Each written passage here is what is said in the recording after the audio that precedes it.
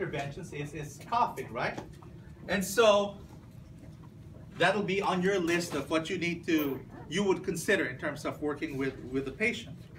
And so you might get that as one of the things I'll choose. Remember what I said a while ago, I might choose that you will instruct your patient, right? So instruction is part of the intervention. Now, if you are having a patient who's coughing, then what you want to do is position them in a way that is most appropriate, meaning that you can leverage the position so they can cough effectively. Okay? You know it's very difficult to cough in the supine position, right? Because everything is moved up, so they can't breathe very well. So what you want to do is, as much as possible, sit them up, or if they can't do it, prop them up, or put the hospital bed up so that they can have a good cough. And so you teach them how to do it. So, sir, I understand that you have condition X, and it causes you to have a lot of mucus in your chest. So what I want to do is teach you how to be able to effectively cough those out. All right, now when you cough, I want you to cough straight. So don't look at me. I don't want to get anything. You don't have to say that, but you say something. So I want you to cough straight. Okay? So when you do coughing, sir, there are three things you need to do. You need to be able to breathe in deep, okay, hold your breath, and then cough. Now what I'll be teaching you this afternoon is what is known as a double cough. So watch me. You demonstrate. You watch me. So you go inhale, hold, and then double cough. All right? So, does that make sense?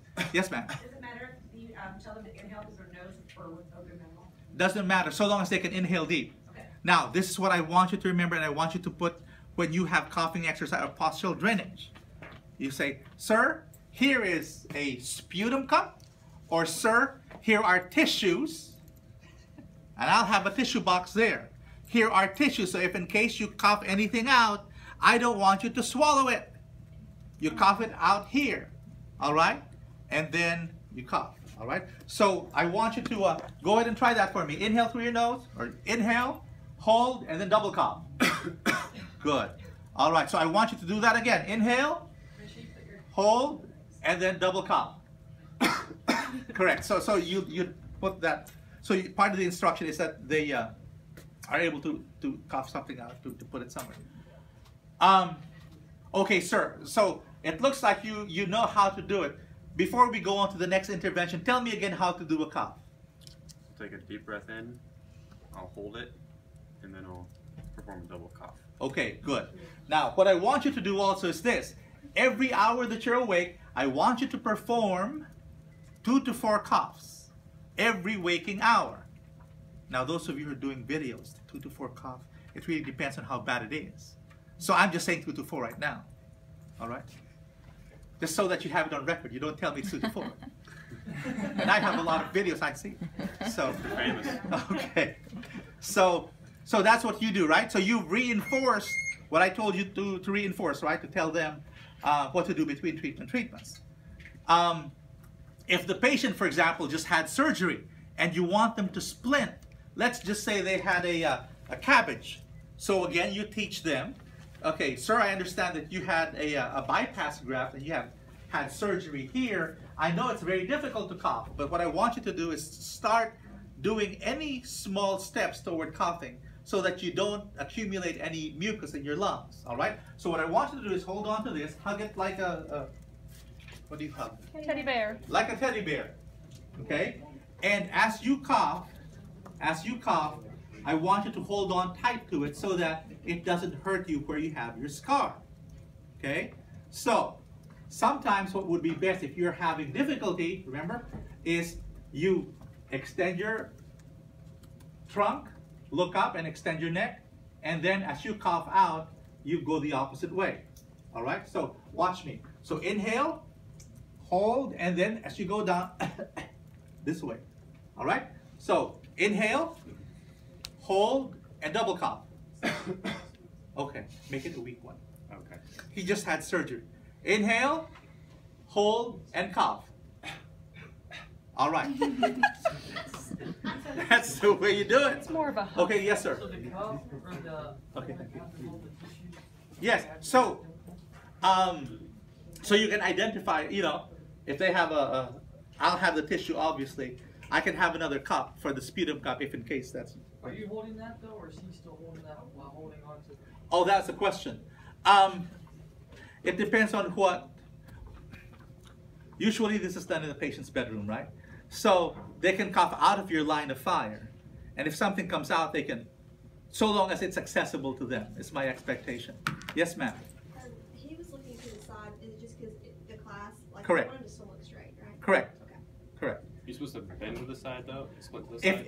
If that was where the surgery was, you had a cabbage, so that's why it's like this. Okay. Okay? But if it were here, then he would hold the, let's pretend it's on that side. So if it were here, I want you to hold on, lean toward it, okay? Inhale, hold, and cough. All right? So did anything come out? If there is, okay, here's the cough. Okay. All right? So that's coughing. Now, if the patient is able to do it, based on the case that you will get, I expect you to be able to teach them self-assisted. Let me go back. That they can cough on their own. If they cannot, because of the condition, you need to teach them how to do assisted coughing. Clear? So what are those types of coughs? You already know the self-assisted cough that's this way, correct? Okay. Now let me show you different ways depending on the condition of the patient. So one of those is prone on elbows. So go ahead, go prone on elbows.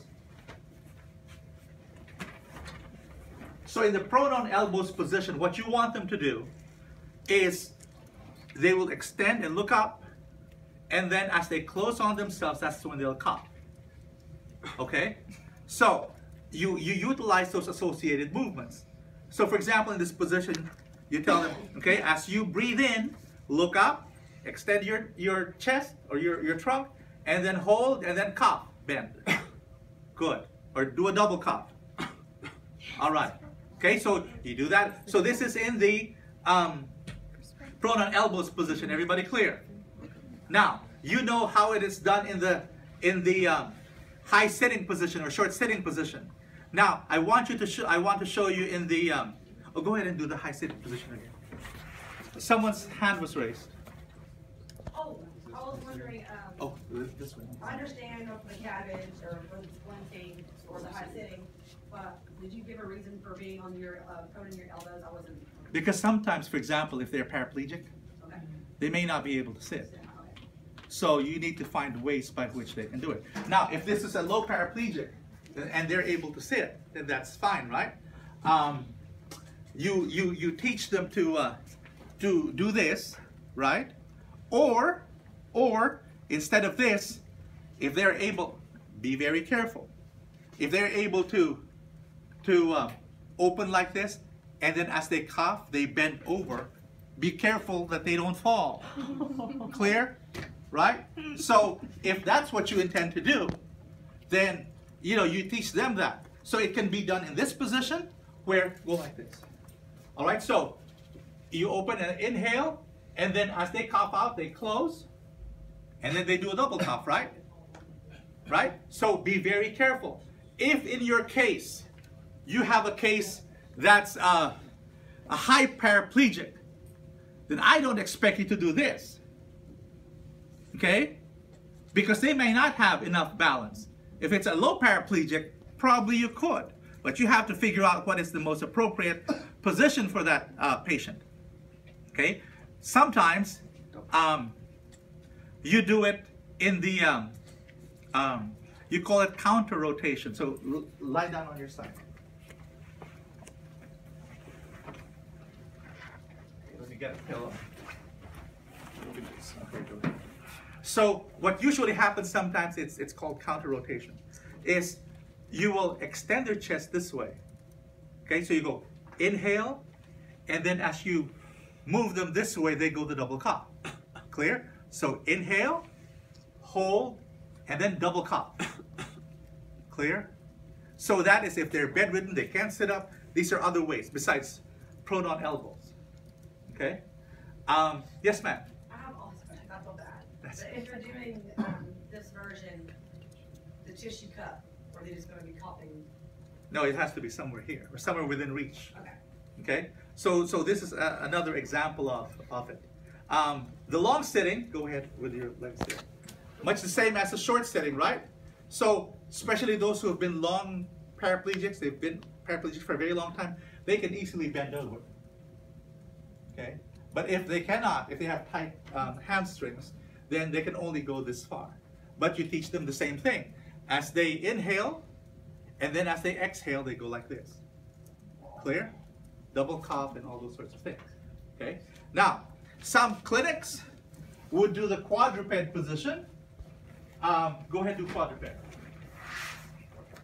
So in the quadruped position, sometimes, even though you're paraplegic, you can still do this, but you have to make sure that the patient is stable. You're supporting them, right?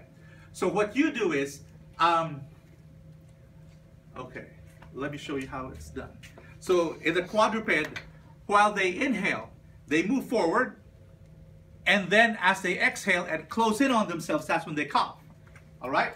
So you hold the patient, you don't let the patient fall. All right, so go ahead, look up, inhale, and then cough. Clear? And then you do that again. Inhale, and then cough. Everybody clear? So those are just variations or variants of the, go ahead and take a seat. And your book has a lot of positions, but I expect you to at least be able to do some, because if in case you check coughing, I can just say, okay, I want you to teach coughing in this position. And so you need to be able to know how to do that. All right? So any questions on coughing? There are different types of coughs. I taught you the double cough in the book. There are different types of coughs. So my expectation is for you to be able to do that. Now, that's coughing. What was the next one? Sorry, on your list. I'm sorry, postural drainage. Okay. So, can you raise this up just a bit? Maybe a foot.